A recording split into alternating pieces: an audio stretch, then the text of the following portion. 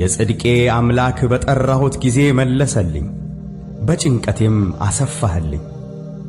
ማረኝ፣ ጸሎቴንም ስማ። እናንተ የሰው ልጆች እስከ መቼ ድረስ ልባችሁን ታከብዳላችሁ? ከንቱ ነገርን ለምን ትወዳላችሁ? ሐሰትንም ለምን ትሻላችሁ?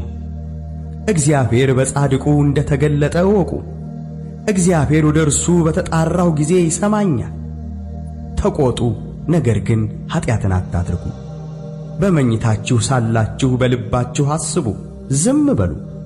የጽድቅን መሥዋዕት ሰዉ፣ በእግዚአብሔርም ታመኑ። በጎውን ማን ያሳየናል የሚሉ ብዙ ናቸው።